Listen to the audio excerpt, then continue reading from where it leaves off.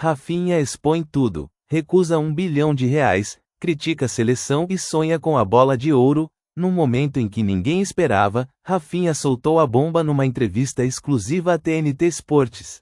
Sem papas na língua, o craque do Barcelona abriu o coração e falou sobre tudo, os seus sonhos mais ambiciosos.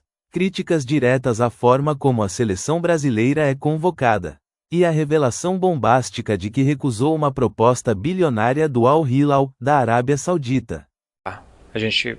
Eu quero falar muito sobre reviravolta dessa temporada, o que está sendo para você.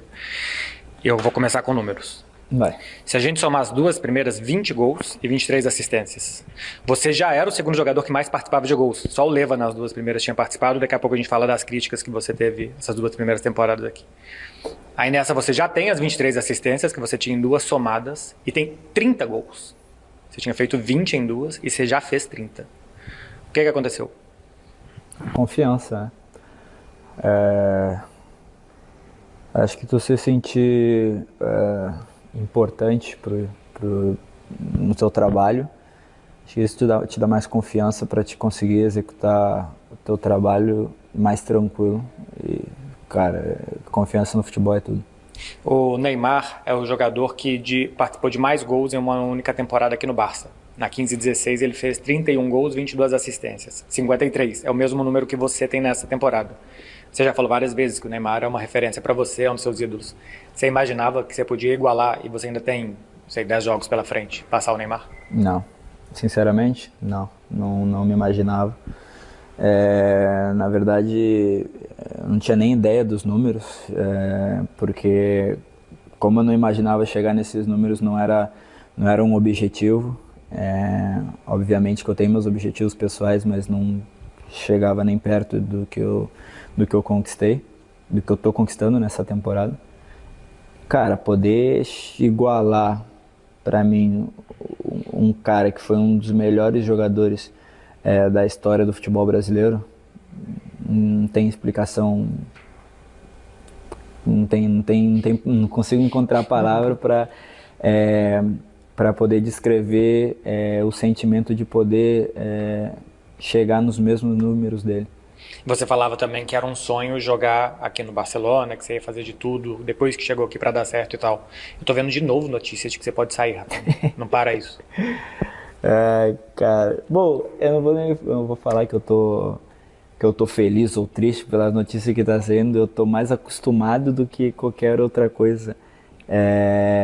Pensava que nessa janela não sairia nada, né? Mas enfim, o futebol é assim, acho que toda hora aparece alguma coisa, ainda mais com rede social. Toda hora fulano vai para um lugar, ciclano vai para outro lugar, né? Esse é aquilo, aquele é o outro. E a rede social hoje em dia está com um poder muito, muito grande de informação. Às vezes isso é muito positivo e às vezes é muito negativo. Mas eu não esperava. Eu vi ontem, teve alguém que me mandou o negócio da proposta lá da Arábia, né? Eu vi ontem e na verdade me pegou de surpresa, mas são números bem altos. Eu iria. R$ 1 bilhão. Cara, são números bem altos. Se tivesse chego pra mim isso ano passado, acho que eu tinha ido, viu? Acho que eu tinha ido.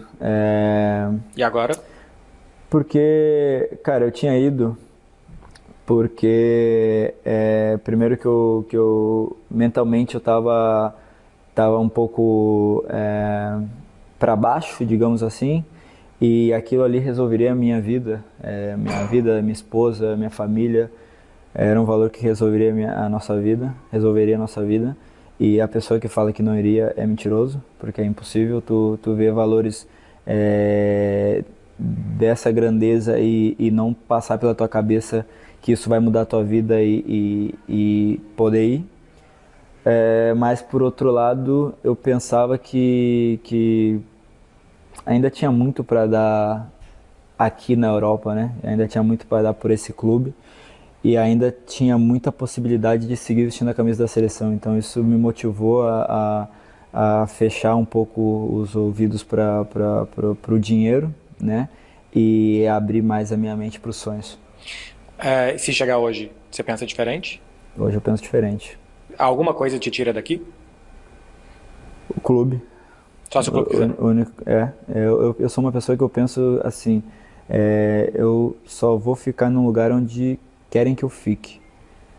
Eu posso querer ficar aqui a minha vida toda, mas se eu sinto que eu não sou bem-vindo aqui, eu não tenho problema nenhum em agradecer. Sou a pessoa mais grata do mundo de poder ter vestido essa camiseta, mas se eu sentir que o clube não me quer aqui, muito obrigado, mas eu vou embora, eu vou para onde me querem. Vou aproveitar para ler umas notícias que saíram sobre você nos últimos 2 anos. Quero ver o que você acha. Tem uma aqui que é o seguinte: Rafinha está sendo muito criticado dentro do vestiário do Barça.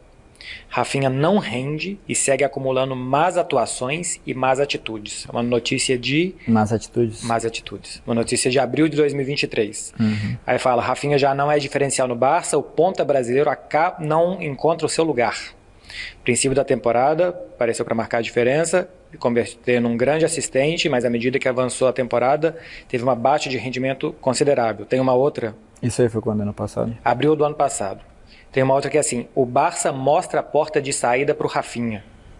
O brasileiro decide ficar e vai ter um papel secundário. Eu estou falando isso para você, tem uma outra aqui também, que fala sobre o Dembélé. Eu estou falando isso para você porque eu sei, e você sabe também, os 2 anos de críticas que você sofreu aqui, sendo o segundo jogador que mais contribuía em gols para o time. Só o Lewandowski que contribuía mais. E você fala agora da confiança, né? Sentir confiante, a gente vê desde o início da temporada como é que o Hans Flick está tratando. Como que você viveu esses 2 primeiros anos aqui? Isso aqui devia te chegar, porque eu sei que... E o que é gratificante é muitas vezes o reconhecimento do bom trabalho que está sendo feito, né? Obviamente, as 2 temporadas que passaram, de repente não foram minhas melhores temporadas. De repente não foram minhas melhores temporadas, até porque a minha melhor temporada está sendo essa.